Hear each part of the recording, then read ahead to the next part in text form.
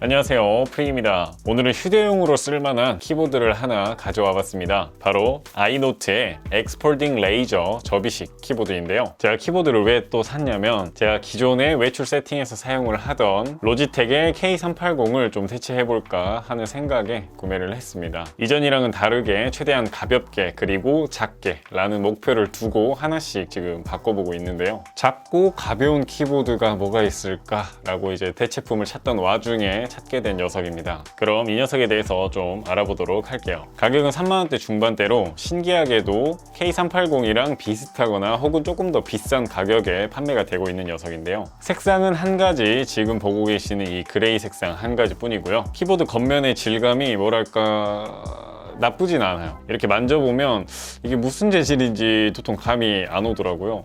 패브릭인가? 일단 플라스틱은 아니고 일단은 좋으니까 넘어가도록 하겠습니다. 보시는 것처럼 접었을 때의 길이와 두께가 굉장히 얇고 무게마저도 가벼운 녀석인데요. 접었을 때 두께는 약 1.3cm, 길이는 가장 긴 부분을 기준으로 약 16.5cm이고요. 펼쳤을 때의 두께는 약 5mm, 길이는 가장 긴 부분을 기준으로 약 33cm입니다. 무게는 외형에서 보이는 것처럼 176g으로 굉장히 가볍습니다. 기존에 사용하던 K380과 비교를 하자면 휴대 시에는 항상 접어서 가지고 다니기 때문에 K380이 약 28cm이니까 380보다 거의 11cm 정도 더 작은 사이즈고요. 무게 역시 380이 423g, 엑스폴딩이 176g으로 약 2분의 1 정도의 무게로 훨씬 더 가볍게 가지고 다닐 수 있습니다. 키감은 다행히도 나쁘지 않은 축에 속한다고 생각을 하는데요. 가위식 키보드를 채용했고 생각보다 바닥을 치는 느낌은 크지 않았습니다.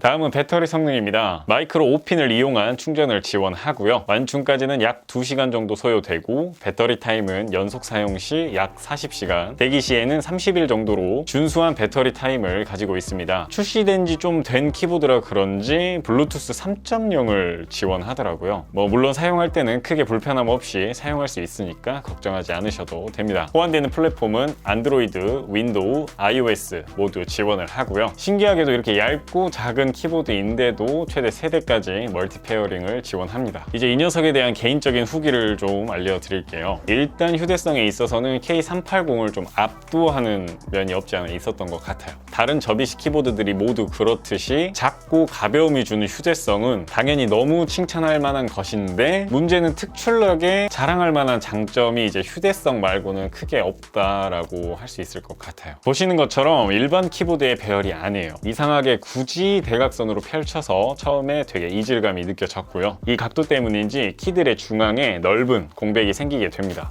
이것까진 오히려 키보드의 길이가 너무 짧아서 손이 올라갈 공간이 좁은 키보드들에 비해서는 훨씬 타이핑하기에 쾌적하기는 했습니다만, 그런데 가장 이해가 가지 않는 것은 굳이 U를 자음 쪽으로 배치할 필요가 있었나 싶은데요. U가 들어가는 글자를 쓸 때마다 U를 찾아 헤매는 제 오른손 검지가 너무 짠하게 느껴졌습니다.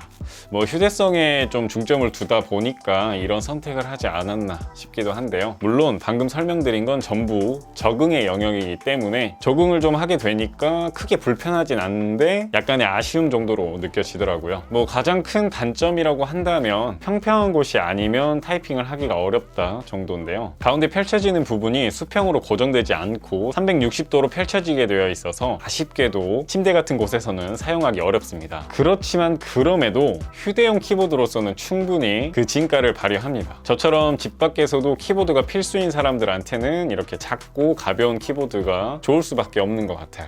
그 점을 생각한다면 가격도 비싸지 않고 충전식인데다가 마감도 나쁘지 않아서 접이식 키보드 찍먹해 보시려면 추천드립니다. 그냥 소개를 안 하려고 했는데 이 녀석을 사면 이 케이스도 같이 딸려오거든요. 스마트폰 거치 용도로 사용하라고 만들어준 것 같은데 너무 안 이뻐요. 굳이 이거 안 가지고 다녀도 가방 안에서 펼쳐질 일도 거의 없다 보니까 안 쓰셔도 돼요. 자, 그럼 오늘도 영상 봐주셔서 감사드리고요. 제 영상이 마음에 드셨다면 구독, 내 영상이 좀 부족하다, 마음에 안 든다 하시면 구독 부탁드립니다. 지금까지 프리기였고요. 저는 다음 영상에서 다시 찾아뵙도록 하겠습니다. 안녕.